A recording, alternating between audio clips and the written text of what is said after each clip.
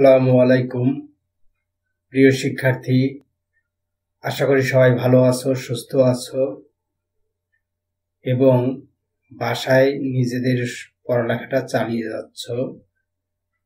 Birganj pilot সরকারি উচ্চ বিদ্যালয় বীরগঞ্জ দিনাজপুরের আয়োজনে যে অনলাইন ক্লাস কার্যক্রম চলছে, আমি ক্লাস কার্যক্রমে সবাইকে স্বাগত জানাচ্ছি। আজকের ক্লাসে সবাইকে স্বাগতম।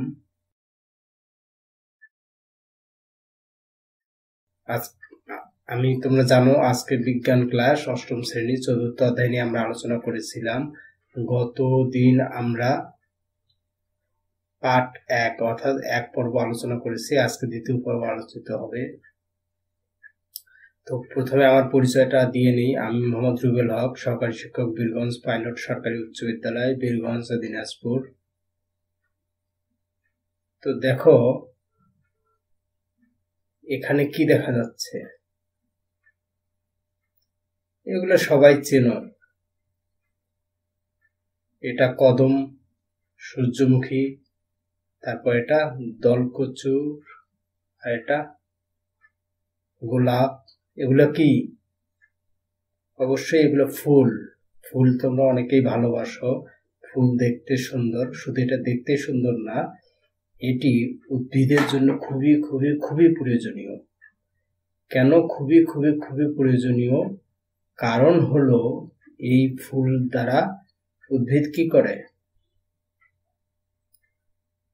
বংশ বিস্তার করে, অর্থাৎ যৌন কার্যক্রম তারা সম্পন্ন করে। তো আমরা সেই বিষয়ে আজকে আলোচনা করব। দেখো এখানে একটা ছবি দেখা যাচ্ছে। ছবিতে একটা মৌমাছি বসে আছে। এই যে মৌমাছি এক ফুলে বসে থাকলো এবং অন্য ফুলে যাচ্ছে, এটাকে আমরা কি বলি? পরাগায়ন বলি, তাই না?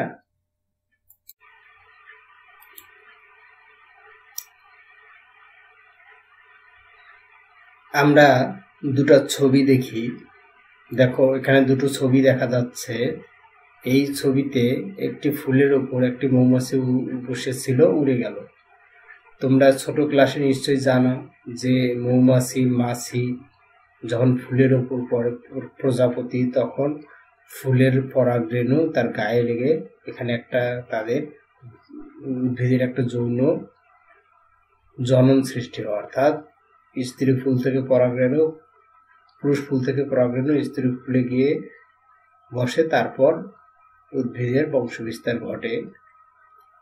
এখানেও একই একটা চিত্র দেখানো হচ্ছে, এখানেও পরাগায়ন ঘটার মতো একটা বিষয় আছে। তো মূলত আজকে আমরা এই বিষয়ে জানব। তাহলে বলা যেতে পারে ফুলের মাধ্যমে উদ্ভিদের যৌন প্রজনন সম্ভব। একমাত্র কথাটা এখানে যেমন বলা আছে, একমাত্র যৌন জনন সম্ভব। আসলে একমাত্র নাও হতে পারে। এর আগে আমরা দেখেছি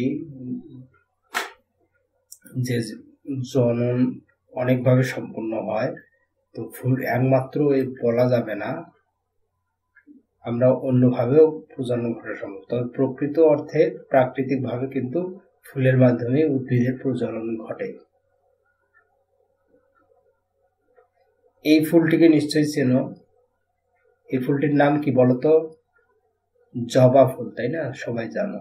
এটিও জবা ফুল, একই কালার, শুধু এটিকে আমরা উপর থেকে দেখছি আর এটিকে আমরা একটু সাইড থেকে দেখছি। অর্থাৎ এখানে তার শাখা থেকে বের হয়ে যে ফুল বেরোচ্ছে সেটাও দেখা যাচ্ছে, এখানে কিন্তু ক্লিয়ার দেখা যাচ্ছে না। এই ফুলটি কত সুন্দর। এই ফুলের বিভিন্ন অংশগুলোর কিন্তু নাম আছে, তোমরা জানো গোলাপের পাপড়ি থাকে, তাহলে জবারও কিন্তু আছে। এরকম কিছু কিছু অংশ আছে, অংশগুলো আমরা জানবো একটু।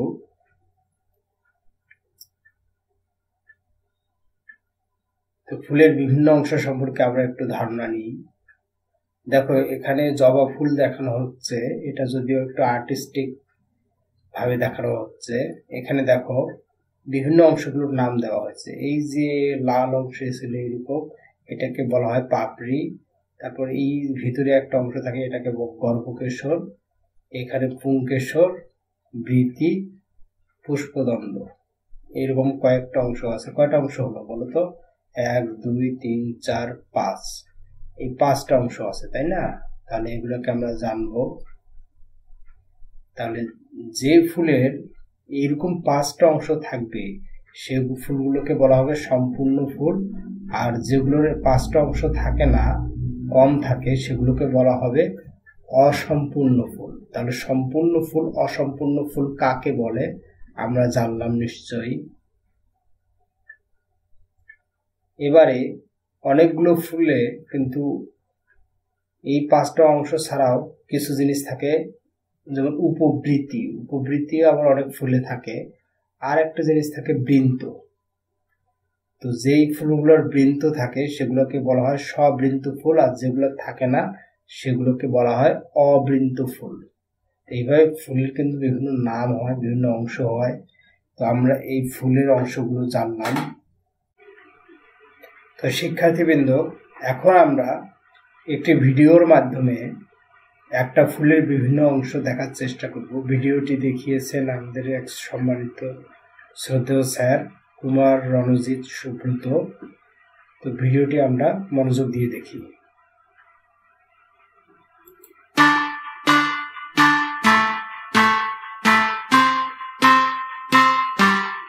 তোমরা জানো যে একটি আদর্শ ফুলের 5টি অংশ রয়েছে। তো আজকে আমরা দেখব যে একটি আদর্শ ফুলের 5টি অংশ।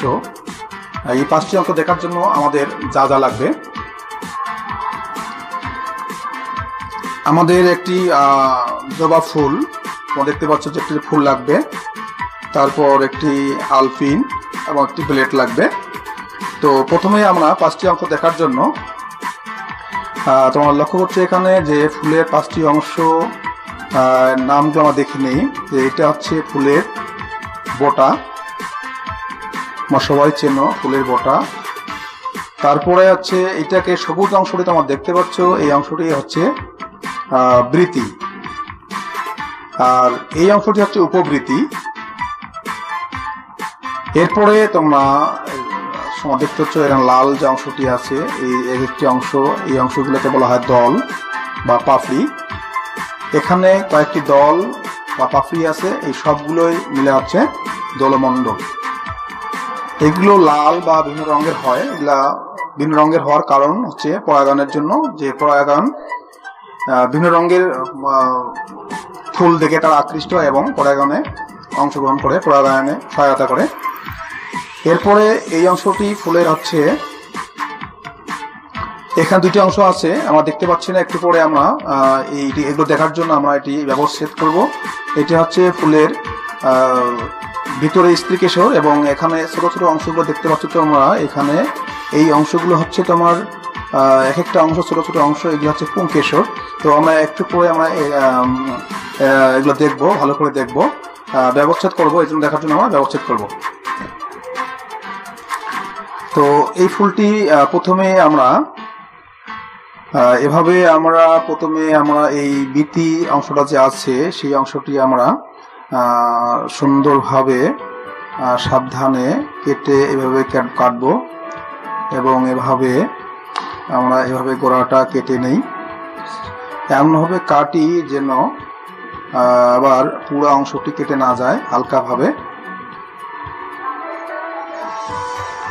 এরপরে আমরা এভাবে বৃত্তাংশ এখানে আমরা এভাবে আলাদা করে নেই। এই যে আমরা কয়েক করলাম, এটা হচ্ছে বৃত্তি। এরপরে আমরা আস্তে আস্তে দলগুলো বা পাপড়িগুলো আলাদা করে নেই। এভাবে আমরা সাজিয়ে রাখি। এভাবে আমরা দলগুলো আলাদা করলাম। এরপরে আমরা এভাবে একটা আলপিন দিয়ে আমরা এভাবে আলাদা করে নেই, তাহলে আমাদের সহজেই কাজটা করা যাবে। করার পর এভাবে আমরা আলাদা করে নিলাম।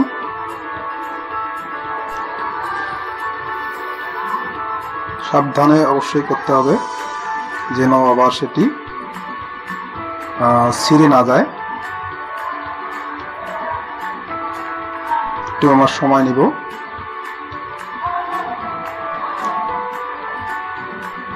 একটু তো সময় লাগবেই।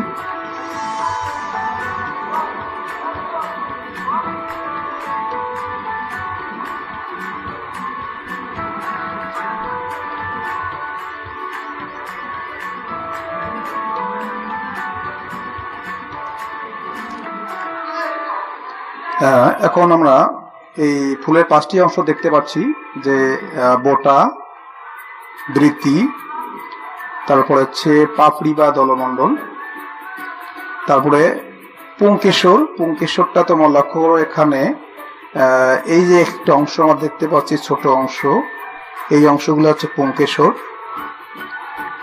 এই যে এটা হচ্ছে পুংকেশর এবং পুংকেশর, এবং এই ছোট অংশটি আছে, এইটা হচ্ছে পুংদণ্ড। পুংদণ্ড এবং এই যে মাথাটা তোমার এটা হচ্ছে পরাগধানী। এই যে এটা হচ্ছে পরাগধানী, আর এটা হচ্ছে পুংদণ্ড, তাই এটা হচ্ছে পুংকেশর। আর এটি হচ্ছে স্ত্রীকেশর। যে পুয়াটা হচ্ছে স্ত্রীকেশর বা স্ত্রী স্তাবক। এটিতে মোটামুটি 3টা অংশ আছে। এটিকে হচ্ছে বলা গর্ভাশয়। এটা হচ্ছে গর্ভাশয়, এই অংশটা গর্ভাশয়। এটাকে বলা হচ্ছে গর্ভদণ্ড। গর্ভদণ্ড এবং এইটি হচ্ছে গর্ভমুণ্ড। আবার লক্ষ্য করো তোমরা, এটি স্ত্রীকেশর 3টে অংশ। এটি হচ্ছে গর্ভাশয়, আর এটি হচ্ছে গর্ভদণ্ড, এবং এটা হচ্ছে গর্ভমুণ্ড। সুপ্রিয় শিক্ষার্থীবৃন্দ, এতক্ষণ থেকে আমরা জানলাম যে একটি আদর্শ ফুলের 5টি অংশ থাকে।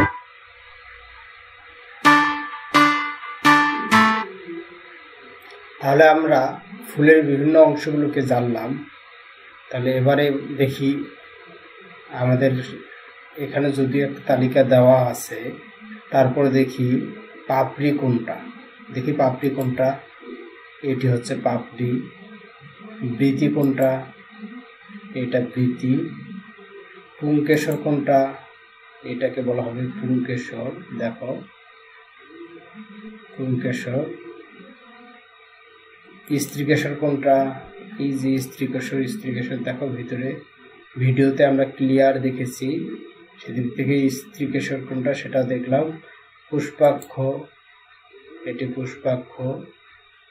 তাহলে ফুলের অংশগুলোকে আমরা ভিডিও সহ খুব ভালোভাবে দেখার চেষ্টা করলাম, আশা করি মনে থাকবে। এবারে বৃতি, পাপড়ি, পুংকেশর, স্ত্রীকেশর এগুলো কাকে বলে একটু সংজ্ঞাটা তোমরা এক নজরে দেখে নাও। দেখো, পাপড়ি হচ্ছে যে ফুলের বিভিন্ন অংশকে রোদ বৃষ্টি থেকে রক্ষা করে এবং পরাগায়নে পতঙ্গকে আকৃষ্ট করে। তাহলে পাপড়ির কাজ হচ্ছে রোদ বৃষ্টি এগুলো থেকে ফুলকে রক্ষা করে এবং পরাগায়নে পতঙ্গকে আকৃষ্ট করে। স্ত্রীকেশর হচ্ছে গর্ভমুণ্ড, গর্ভদণ্ড, গর্ভাশয়ে উৎপন্ন ডিম্বাণু দ্বারা সরাসরি জনন কাজে অংশগ্রহণ করে। পুংকেশর, পুংকেশরের শীর্ষের পরাগধানীতে উৎপন্ন পরাগরেণু দ্বারা সরাসরি জনন কাজ অংশগ্রহণ করে। বৃতি, সবুজ রঙের বৃতি কুড়ি অবস্থায় ফুলের অন্যান্য অংশকে রোদ বৃষ্টি ও পোকামাকড়ের হাত থেকে রক্ষা করে। তাহলে দেখো, ভিডিওতে কিন্তু আমরা ক্লিয়ার দেখেছি এবং এখানে ভাষাগতভাবে পড়লাম যে পাপড়ির কাজ কি, স্ত্রীকেশরের কাজ কি, পুংকেশরের কাজ কি, বৃতির কাজ কি। এবারে তোমাদের একটা কাজ থাকবে। কাজটা হলো, তোমরা বাসায় বসে একটা সুন্দর জবা ফুলের চিত্র অঙ্কন করবা এবং নামকরণ করবা। খাতায় সুন্দর একটা জবা ফুলের চিত্র অঙ্কন করবা এবং নামকরণ করবা।